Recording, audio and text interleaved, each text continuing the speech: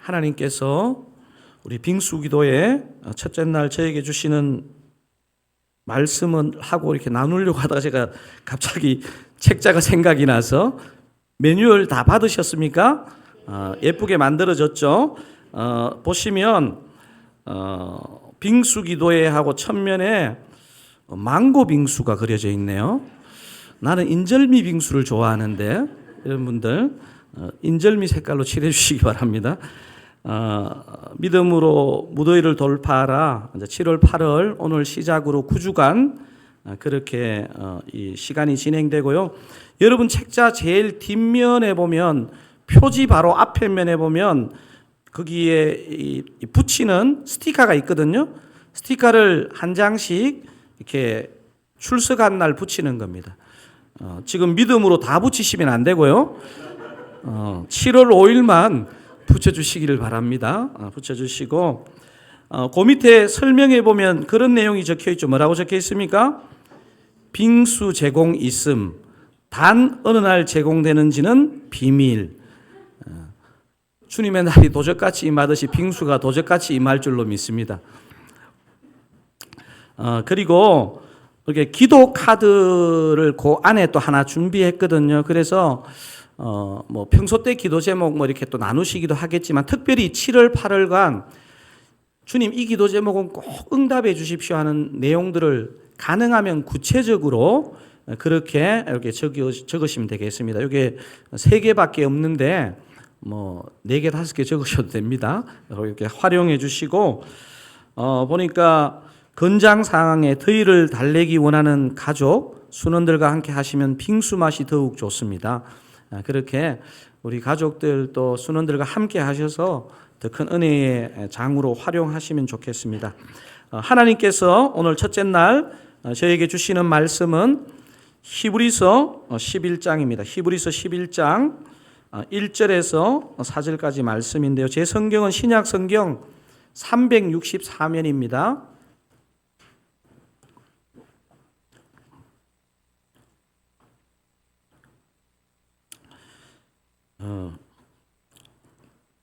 다 찾으시면 4절밖에 안 되기 때문에 좀 이렇게 또박또박 맞추어서 같이 합독하시겠습니다. 믿음은 바라는 것들의 실상이요 보이지 않는 것들의 증거니 선진들이 이로써 증거를 얻었느니라. 믿음으로 모든 세계가 하나님의 말씀으로 지어진 줄을 우리가 아나니 보이는 것은 나타난 것으로 말미암아 된 것이 아니니라. 믿음으로 아벨은 가인보다 더 나은 제사를 하나님께 드림으로 의로운 자라 하시는 증거를 얻었으니 하나님이 그 예물에 대하여 증언하심이라. 그가 죽었으나 그 믿음으로서 지금도 말하느니라. 아멘. 오래전에 제가 총신대 신학대학원 도서관에서 책을 찾고 있었는데 신학교 도서관에 어울리지 않는 책 제목이 제 눈에 띄었습니다. 그 책 제목이 무엇이었냐면 요즘 난 죽고 싶다 였습니다. 제가 찾던 책은 아니었지만 신학대학원 도서관에 꽂혀 있기는 너무 도발적이라서 제가 빼서 조금 잠시 읽어봤습니다. 보니까 뭐 이런 내용이 적혀 있더라고요. 죽고 싶다는 것은 지금의 삶이 불만스럽기 때문이다. 지금 뭔가 일이 되고 있지 않기 때문이다. 지금 잘 풀리면 사람은 고민이 없어진다. 자, 여기까지 읽으니까 굉장히 신앙적인 느낌이 막 나죠. 그죠? 그 다음 잘 들어보십시오. 지금 잘 풀리면 사람은 고민이 없어진다. 교회나 절에 가지 않는다. 그러나 지금의 삶이 힘들고 불만이 많으면 죽을 판이 되면 평소에는 찾지 않던 교회나 절에 가기도 한다. 지금의 삶이 불만이라면 죽는 것이 대안일까? 그것은 아닐 것이다. 저는 굉장히 도발적인 제목으로 해서 뭔가 신앙의 어떤 신비를 발견하게 해주는 책인 줄 알았는데 보니까 뭐 절에 가기도 한다 뭐 이렇게 적혀 있는 거 보니까 그 신앙서적은 아니었던 것 같습니다. 수십 년 전에 아마 제가 그때 그 책을 찾았을 때 굉장히 오래전에 이게 적혀졌던 책이었는데요. 제가 생각해 보니까 그 수십 년 전에 그 책이 적혀졌고 또 제가 그 책을 찾았을 때도 그렇고 2024년 3년 현재도 여전히 믿음을 우리가 갖고 있지만 녹록지 않다는 것을 다시 생각하게 되었습니다. 사실 현재의 우리 삶, 수십 년 전에 한국 사회가 아마 그 책이 아마 적혀졌을 때 무슨 그런 사회적인 어떤 부분이 감지된 게 있었으니까 지었겠죠. 그런데 본문이 적힌 2000년 전에 초대교회 당시의 성도들의 삶도 녹록지 않았다는 것을 우리는 발견하게 됩니다. 오늘 본문인 히브리서가 참 제가 목사로서 이 히브리서를 읽을 때마다 참 독특하다는 생각이 듭니다. 여러분, 이 구약도 아니고 신약에 있는 책이고, 신약이 몇 권으로 되어 있습니까? 66권요? 27권으로 되어 있거든요. 그 27권 중에서 유일하게 누가 적었는지를 모르는 책입니다. 그러니까 바울이 썼다고 그렇게 얘기하는 사람도 있지만 사실 정설이 아니고요. 대부분의 건전한 성경학자들은 이 히브리서야말로 누가 적은지를 모르는 편지입니다. 그런데 오늘 본문을 제대로 이해하려면 이 히브리서가 왜 적혀졌는지를 좀 알 필요가 있습니다. 초대교회 유대인들이 예수님을 믿는다는 것, 여러분 어떤 선택이었다고 생각되십니까? 아주 보수적인 유대 사회로부터도, 심지어는 유대 가족으로부터도 공식적으로 버림받는 대가 지불을 해야 되는 게 이 초대교회 유대인들이 예수를 믿는 것이었습니다. 사랑하는 성도님 여러분, 바울이 독신이었을까요? 아니면 결혼한 사람이었을까요? 저의 얼굴을 아무리 쳐다봐도 답은 없습니다. 바울은 원래 독신이었을 거라고 대부분의 성도들이 그냥 그렇게 생각하시더라고요. 근데 제가 바울을 좀 공부해 보니까 그 F.F. 브루스라고 바울의 굉장히 정통한 학자가 있고, 이 F.F. 브루스라는 사람의 제자가 지금 미국의 플러 신학교 교수로 있는 김세윤 박사라는 사람인데, 이분이 세계적인 바울 신학의 대가인데 바울이 절대로 독신이었을 리 없다는 것입니다. 그러니까 그분들이 얘기하는 많은 근거가 있는데 바울이 독신이 아니었다는 근거가 있는데, 대표적인 근거가 한 두 가지 정도로 얘기할 수 있는데요. 그러니까 바울은 기독교로 회심하기 전에 어떤 직업을 갖고 있었습니까? 유대의 최고 기관이었던 사네드린 공의회의 의원 중에 한 명이었습니다. 여러분, 이 사네드린 공의회가 얼마나 그 정통 유대인이 들어가기 어려운 조직체냐면요, 한 71명 정도로 구성되어 있는데 종교와 정치, 사법 모든 권한을 갖고 있는 막강한 권한의 사람이고, 유대인들이 얼마나 보수적입니까? 그래서 이 보수적인 그 사네드린 공의회 의원 중에는요, 싱글이 없다는 것입니다. 그런 자료를 F.F. 브루스나 김세윤 박사는 본 적이 없다는 거예요. 또 다른 하나의 근거로 얘기하는 게 뭐냐면, 그 결혼장이라고 불리는 고린도전서 7장이 신약 성경에는 보기 드물게 굉장히 많은 절, 한 무려 40절을 할애해서 결혼에 대해서 구체적인 목양적인 권면을 하고 있는데, 독신이었던 바울이 결혼을 이렇게 얘기할 리가 없다는 것입니다. 하지만 또 다른 한편의 고민은 뭐냐면, 우리가 성경을, 바울의 편지가 이렇게 많고 바울의 기록이 이렇게 많은데 바울이 아내 얘기나 자녀 얘기가 전혀 없다는 것이, 그래서 우리가 독신으로 그냥 막연하게 생각하게 되는 그런 이유인 것 같아요. 그 이유가 뭐냐면, 김세윤 박사님이나 F.F. 브루스는요, 이거는 어려운 문제가 아니라는 거예요. 바울이 확실하게 기독교로 개종한 후에 가족들과 아내로부터 공적으로 버림받는 상황이 되었기 때문에 독신으로 살아가게 되었다는 것입니다. 지금 제가 무슨 말씀을 드리고 있는지 이해가 되시죠? 어떤 맥락인지. 초대교회 당시에 유대교에서 기독교로 개종한다는 것은요, 가정으로부터도, 아내로부터도 공적으로 버림받는 이유가 되는 아주 무서운 선택이었습니다. 기독교의 이 신앙이 주는 그 놀라운 간격 때문에 이렇게 가족들로부터 유대 사회로부터 쫓겨나는 대가 지불을 하고서 초대교회 많은 유대인들이 예수님을 믿게 되었습니다. 하지만 여러분, 제가 보니까요, 한 번의 무서운 펀치보다는요, 가벼운 듯한 잼이 더 무서운 게요, 이게 한 일시적으로 언제까지 참으면 된다 이러면 참을 수 있겠는데 1년, 2년, 5년, 10년 남은 평생을 그런 유대인이면서 전혀 유대인 취급을 못 받고 이 상황이 되어야 되니까, 초대교회의 역사를 읽어보면 어떤 일이 발생했냐 하면 다시 슬금슬금 기독교를 믿다가 유대교로 돌아가는 가슴 아픈 일이 발생했습니다. 이 현실을 지켜보던 그 믿음의 선배 중에 한 명이 자신을 밝히지 않고 이 히브리스라는 편지를 적게 되었습니다. 그래서 히브리스에 많은 메시지가 있지만 진짜 중요한 메시지를 저보고 히브리서에서 한 부분만 꼽으라고 한다면 저는 주저없이 히브리서 10장 23절에서 25절을 꼽게 됩니다. 자, 여러분, 히브리서 10장 23절에서 25절, 이 히브리서 기자가 도대체 어떤 것을 권면하고 있는지 이 안에 굉장히 중요한 두 가지가 담겨 있는데 한번 읽어보도록 하겠습니다. 또 약속하신 이는 미쁘시니 우리가 믿는 도리의 소망을 움직이지 말며 굳게 잡고 서로 돌아보아 사랑과 선행을 격려하며 모이기를 패하는 그날이 가까움을 볼수록 더욱 그리하자.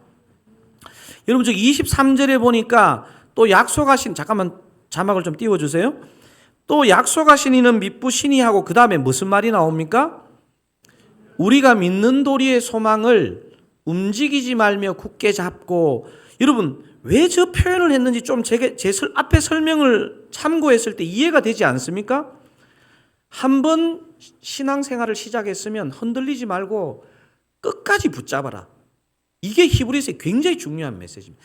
그런데 사실 생각해 보면요, 이 메시지는 이 초대교회의 유대인 기독교인에게만 해당되는 게 아니고요, 모든 성도에게 해당됩니다. 한번 그 믿음, 그 소망을 붙잡았으면 흔들리지 말고 끝까지 신앙생활 잘 하라는 것입니다. 두 번째 메시지가 24절, 25절에 들어있는데요.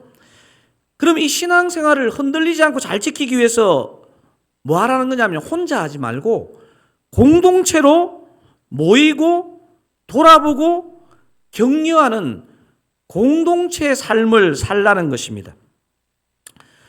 여러분, 사실 이 권면은요, 1세기 때도 유효했고 2013년을 사는 저와 여러분에게도 똑같이 유효한 것 아니겠습니까?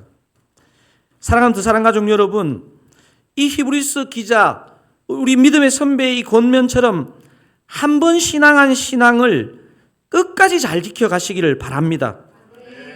끝까지 신앙 잘 지키시기 위해서 공동체로 모이고 돌아보고 격려하시기를 우리 주님의 이름으로 축원드립니다. 아마 여러분이 그런 이유 때문에 오늘 이 빙수 기도에 나오신 거죠? 사실 그렇게 나온 건 아니었는데 전체가 아멘 하니 오늘 이 내용을 지금 앞에 10장에서 다루고 그리고 우리가 지금 살펴볼 11장으로 넘어가게 된 것입니다. 한글 성경에는 빠져 있으나 원문은 대라는 접속사로 히브리서 11장을 시작합니다. 제가 이렇게 원문이나 영어나 한글 성경을 비교해 보면요, 어떤 부분은요, 이거 꼭 넣어야 되는데 안 넣는 경우들이 있더라고요.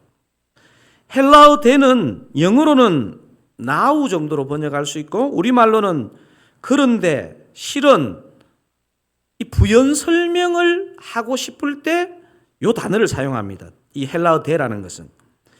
히브리서 기자는 앞장인 10장에서 이런저런 환난과 도전에도 불구하고 하나님의 약속을 믿고 끝까지 좀 인내해라, 이거를 당부했습니다. 그리고 이제 11장에 넘어와서 부연 설명하기를, 그렇다면 그 믿음이 무엇인지, 구약의 인물들이 믿음으로 어떻게 살았는지를 실제적으로 소개하는 장이 히브리서 11장입니다. 여러분 11장을 읽다 보면 인물들 앞에 공통적으로 하나 따라 붙는 부사가 있습니다. 여러분 발견 혹시 되십니까? 히브리서 11장을 읽으면 사람과 함께 뭔가 이렇게 있는 공통적인 표현이 있습니다. 여러분 성경책 한번 보십시오. 목사님 요즘 제가 성경책이 없는데 믿음으로라는 게 보입니까? 믿음으로? 여러분 그래서 히브리서 11장을 무슨 장이라 그럽니까? 그래서 믿음장이라 그럽니다. 믿음장. 이 믿음장 히브리서 11장을 빙수기도의 시리즈로 살펴보려고 합니다. 큰 타이틀은 여러분 무슨 제목으로 받았습니까? 믿음으로 무더위를 돌파하라. 자, 11장의 첫 문단은요. 여러분 개인적으로 큐티를 하거나 뭐 PBS를 하거나 이랬을 때 이 성경을 이해할 때 문단만 잘 나누어도요. 이 내용에 대한 이해가 확 들어오거든요. 11장의 첫 문단은 1절부터 7절까지가 한 덩어리라고 볼 수 있습니다. 근데 오늘 예배에서는 7절까지 다 보는 건 좀 무리고요. 1절에서 4절까지 제가 보려고 합니다. 자, 히브리서 11장 1절 한번 읽어보시겠습니다. 믿음은 바라는 것들의 실상이요 보이지 않는 것들의 증거니. 여러분 저 구절 읽을 때마다 알 듯도 하고 모를 듯도 하지 않습니까? 더군다나 지금 피곤한 수요일 저녁에 저녁 식사까지 막 많이 하시고 지금 찬양 뜨겁게 하니까 갑자기 막 환상이 보이지 않습니까? 쉬운 성경이 조금 더 쉽게 번역한 것 같은데요. 쉬운 성경으로 이 11장 1절을 한번 읽어보도록 하겠습니다. 믿음은 우리가 바라는 것들에 대해서 확신하게 하는 것입니다. 또한 보이지는 않지만 그것이 사실임을 아는 것입니다. 조금 더 쉽게 번역한 것 같습니다. 여러분 히브리서 11장 1절에 쉬운 성경 말고 아까 개역개정으로 읽었을 때 믿음은 바라는 것들에 뭐라 그랬습니까? 실상이요 이렇게 했습니다. 이 실상이 헬라어로 히포스타스라는 단어인데요. 이게 제가 보니까 여러분 성경을 읽을 때 다른 번역본을 좀 읽어보는 것도 본문을 다르게 이해하는 데 되게 좋습니다. 여러분 우리가 보통 예전에 읽었던 한글 개역, 요즘 읽고 있는 개역 개정, 영어로 하면 킹 제임스 버전 이런 성경들은 이 번역을 이 히포스타스라는 단어를 실상, 실체 이렇게 번역해서 믿음의 객관성을 굉장히 부각시킨 번역을 했습니다.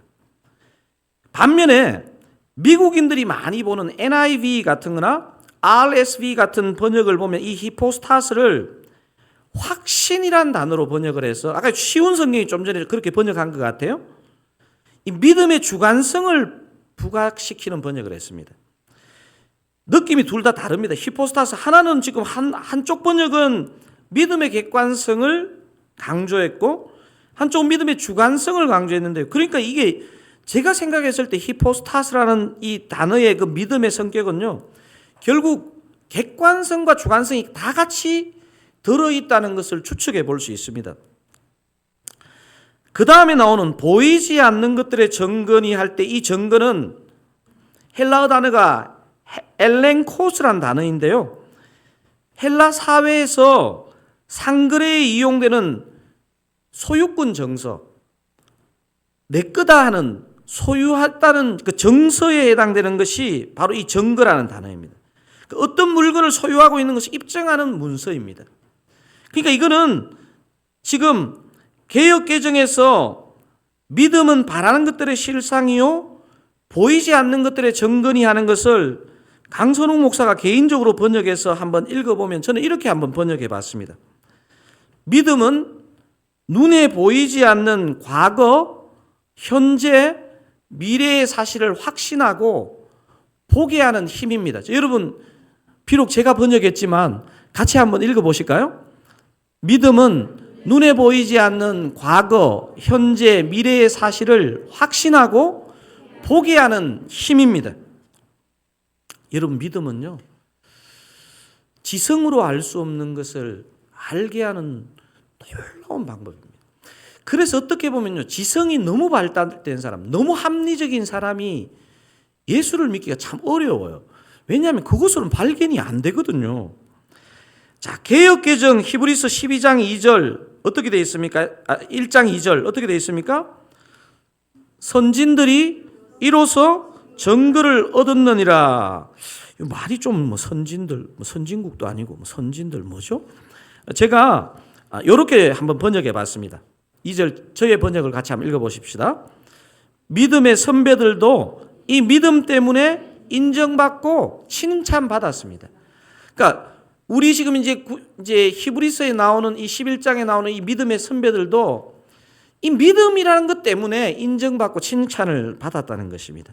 그래서 1절, 2절을 합쳐서 강선욱 목사 번역으로 한번 읽어보도록 하겠습니다. 읽어보겠습니다. 눈에 보이지 않는 과거, 현재, 미래의 사실을 확신하고 보게 하는 힘입니다. 선배들도 이 믿음 때문에 인정받고 칭찬받았습니다. 저는 이제 좀 더 실제적인 질문을 여러분에게 하나 드리고 싶은데요. 기도할 때 우리가 바라는 것을 계속 확신하면 실제로 이루어질까요? 질문이 어려웠습니까? 기도할 때 우리가 바라는 것을 계속 확신하면 실제로 이루어진다 1, 안 그럴 수도 있다 2. 저는 목사님의 답을 기다리겠습니다. 예전에 여러분도 다 아실 거예요. 한 번쯤 또 읽어보셨을 가능성도 많아요. 조엘 오스틴이라는 그 미국 목사님이 긍정의 힘이라는 책을 지어가지고 뭐 미국 교회는 말할 것도 없고 한국 교회에서도 얼마나 이 책이 많이 팔린지 모릅니다. 이 책이 말하는 것을 한마디로 요약하면요, 내 앞에 주어지는 상황을 자꾸 긍정적으로 생각하면 하나님이 그렇게 이루어 주신다는 것입니다. 여러분 아멘입니까? 지금 아멘했다. 이게 지금 웬일이에요 지금? 아멘이 아닙니다. 믿음은 이런 게 아닙니다. 제가 군대 가기 전에 좋아하는 자매가 있었는데요. 군대 가기 바로 직전의 차였습니다. 제가 군대 가서 어느 날 제게 조엘 오스틴 같은 믿음이 찾아왔습니다. 하루도 쉬지 않고 그 자매를 위해서 기도하면 주님도 그 자매도 저의 간절한 믿음과 사랑에 감동되어 나에게 올 것이다 하는 그런 믿음을 가지고 옛날 그 군대 침상이 얼마나 딱딱합니까? 군생활 내내 밤마다 무릎팍이 딸도록 기도했습니다. 사랑하는 드사랑 가족 여러분, 제가 주시도록 그토록 간절히 기도했던 자매가 지금 저와 함께 사는 자매이면 1번, 다른 자매라고 생각하시면 2번을 손들어 주시기 바랍니다.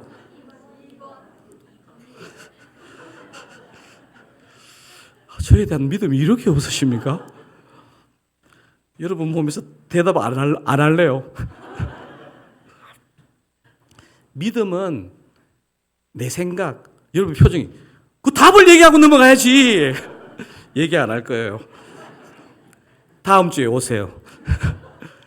믿음은 내 생각, 내 주관에 막 몰입해 있으면 응답되는 거, 그게 믿음은 아닙니다. 만약에 이게 우리가 믿음이라고 생각하면요, 우리 기독교의 이 신앙과 무속 종교가 다를 게 없습니다. 사실은 오늘 본문은요, 분명히 이 히브리서 기자가 믿음의 근거가, 출처가 어딘지를 3절에서 분명하게 저와 여러분에게 밝히고 있습니다. 자, 우리 3절을 크게 한번 읽어보도록 하겠습니다. 믿음으로 모든 세계가 하나님의 말씀으로 지어진 줄을 우리가 아나니 보이는 것은 나타난 것으로 말미암아 된 것이 아니니라. 믿음으로 모든 세계가 무엇으로 지어졌다고요? 하나님의 말씀. 여러분 오늘 이 말씀을 붙잡으세요. 믿음의 근거가 뭐라고요? 하나님의 말씀. 그 하나님의 말씀을 주시는 하나님의 그 존재 자체예요. 믿음의 근거는요, 우리가 막 열망하고 막 이렇게 계속 붙잡으면 되는 게 아니에요, 사실은. 제가 막 군대 침상에서 막 간절한 마음, 진짜 간절하게 기도했거든요. 그 자매는 돌아오지 않았어요. 또 집에 가면서 사모님 보고 사모님, 그 자매가 누구예요? 믿음의 근거는 하나님이십니다. 믿음의 근거는 하나님의 말씀입니다. 우리의 열망과 몰입이 아니라는 것을 우리가 오늘 믿음장을 시작하면서 분명하게 이렇게 짚고 넘어가면 좋겠습니다. 그래서 로마서 10장이 비슷한 얘기를 합니다. 로마서 10장 17절 한번 읽어보도록 하겠습니다. 그러므로 믿음은 들음에서 나며 들음은 그리스도의 말씀으로 말미암아 나냐. 믿음이 결국 어디에서 났다는 겁니까? 그리스도의 말씀으로. 우리 신앙에서 말씀이 이처럼 중요합니다. 우리의 신앙이, 제가 생각을 해봤습니다. 왜 하나님이 말씀을 이토록 중요시 여길까? 우리의 신앙은 항상 감정이나 우리 중심성으로 흐를 수 있기 때문에 그것을 막고 정말 객관적인 것으로, 균형적인 것으로 그렇게 가도록 말씀을 통해서 우리의 믿음을 견인해 가는 것입니다. 제가 어리석은 질문을 하나 드려볼까요? 말씀이 중요할까요? 기도가 중요할까요? 와, 이거 바로 지금 이렇게 정답을 얘기하시는 분 미워요. 여러분이 하여튼 제가 볼 때 문제는 뭐냐면 여러분 생각하는 걸 편안하게 얘기하시면 되는데 저희 눈빛을 또렷하게 쳐다보면서 출제자의 의도가 뭘까? 사실 제가 어리석은 질문을 한 거거든요. 사실 뭐 말씀도 중요하고 기도도 중요하죠. 근데요, 성경이 참 놀라운 게 보면요, 참 묘한 지점에서 각을 세우는 딱 표현을 성경이 할 때가 있어요. 그 중에 하나가 뭐냐면 잠언 28장 9절입니다. 이거 한번 읽어보시겠습니다. 잠언 28장 9절 한번 읽어보겠습니다. 사람이 귀를 돌려 율법을 듣지 아니하면 그의 기도도 가정하니라. 사람이 귀를 돌려 뭐를 듣지 아니하면? 율법을 듣지 아니하면 뭐도 가정하다고요? 그의 기도도 가정하니라. 여러분, 크리스찬에게, 유대인들에게 가장 거룩한 도구는요, 기도였거든요. 그 기도도 가정할 수 있대요. 어떻게 하면? 율법을 듣지 않고 기도를 하면. 저는 이런 측면에서 한국교회 선교사님들이요, 우리 한국교회 초창기 우리 믿음의 선배들에게 말씀을 듣고 말씀을 붙잡고 기도한 것을 가르쳐 준 것이 얼마나 놀라운지 모르겠습니다. 주님, 우리가 지금 조금 전에 읽었던 저 구절은요, 기도가 안 중요하다는 얘기를 하는 게 아니겠죠, 그죠? 기도가 너무 중요하지만 주관적으로 흐르면 안 되고 항상 말씀의 기준을 따라서, 말씀의 울타리를 따라서 우리가 기도를 해야 된다는 것입니다. 여러분, 그래서 저와 여러분이 매일 말씀 앞에 서는 것이 중요합니다.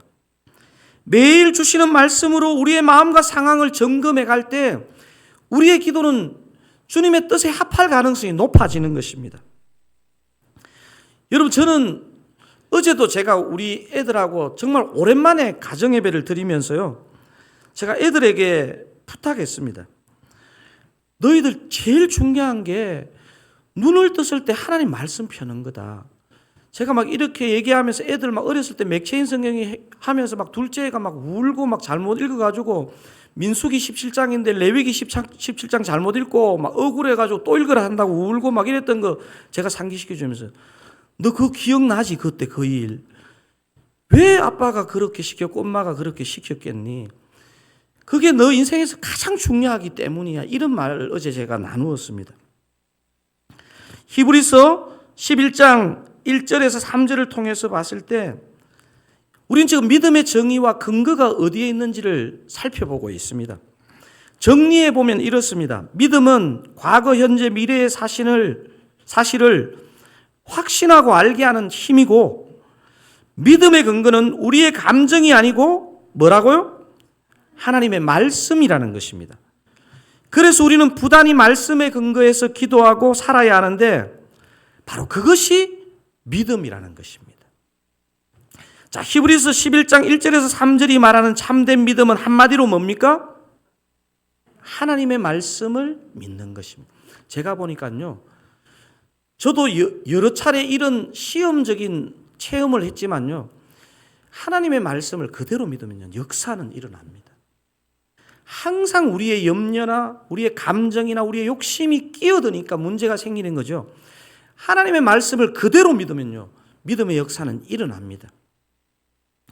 연이어 본문은 족장 아브라함 전에 믿음으로 산 구약의 세 인물을 히브리서 기자는 소개를 하는데 혹시 누군지 압니까? 4절에 아벨, 그 다음에 에녹, 노아 이렇게 나옵니다. 오늘은 이 4절에 나오는 아벨까지만 보고 우리가 말씀을 마치려고 하는데요. 4절 한번 읽어보도록 하겠습니다. 4절, 믿음으로 아벨은 가인보다 더 나은 제사를 하나님께 드림으로 의로운 자라 하시는 증거를 얻었으니 하나님이 그 예물에 대하여 정언하심이라.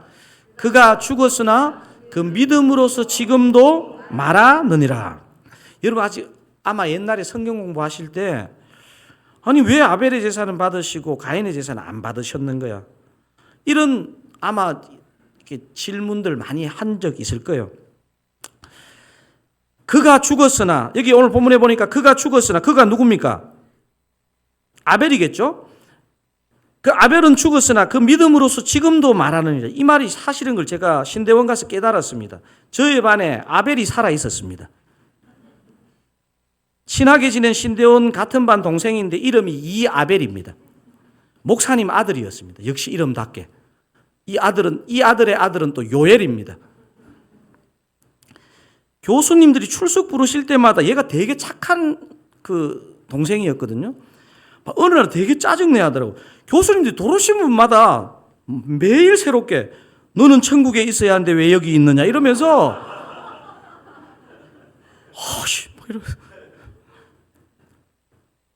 여러분 아벨과 가인의 차이가 뭘까요? 여러분 이거 한번 깊이 묵상해 보신 적이 있습니까? 아벨과 가인의 차이가 뭡니까? 왜 하나는 받아주고 하나는 안 받아줬습니까? 예물일까요? 꼭 예물인 것처럼 또 얘기도 합니다. 태도입니다. 태도. 창세기 4장 1절에서 10절까지 읽어보시면 이 부분을 이해하는 데 도움이 되는데요. 창세기 4장과 히브리서 11장 두 본문을 종합해보면요. 한마디로 아벨의 제사는 믿음의 태도를 가진 제사였고 가인의 제사는 비믿음의 태도를 가진 제사라는 결론을 얻을 수 있습니다. 그러면 오늘 읽었던 그 4절에서 그 예물에 대하여 정언하심이라, 이건 도대체 무슨 말일까요? 그 예물에 대하여 정언하심이라. 하나님은 식물성 싫어하시고 동물성 좋아하신다는 말일까요? 역시 하나님도 동물 좋아하네. 믿음의 얘기와 예물의 얘기는요, 본질이 다르지 않습니다. 예물이란 관점에서 보면 하나님이 곡식을 안 받으시고 동물은 받으신다 이 얘기를 하고 있는 게 아닙니다. 아마 가인이 있잖아요. 동물을 드렸어도 하나님이 안 받으실 것이었습니다. 만약에 아벨이 곡식을 드렸어도요, 아벨의 제사는 받았을 거라고 저는 생각합니다. 아벨은요, 중요한 게 뭐냐 하면요, 아벨은 예수 그리스도의 피의 속죄를 믿은 자이고요, 가인은요, 자신의 의로, 자신의 의를 믿으며 산 자입니다. 여러분, 아벨을 통해서 주님이 우리에게 주시는 메시지를 요약하면 이렇습니다. 아벨은 자신이 죄인인 줄을 알고 자신의 의를 믿지 않고 오직 예수의 피를 믿고 구약이지만 오실 메시아의 피를 믿고 믿음의 태도로 제사를 드렸기 때문에 하나님이 받으셨다는 것을 여러분 확신하셔야 됩니다. 자신의 의가 아니라 예수의 피를 믿는 믿음의 태도가 중요한 것입니다. 여러분, 이 부분부터 여러분 정말 오늘 설교가 다 거의 끝났는데요.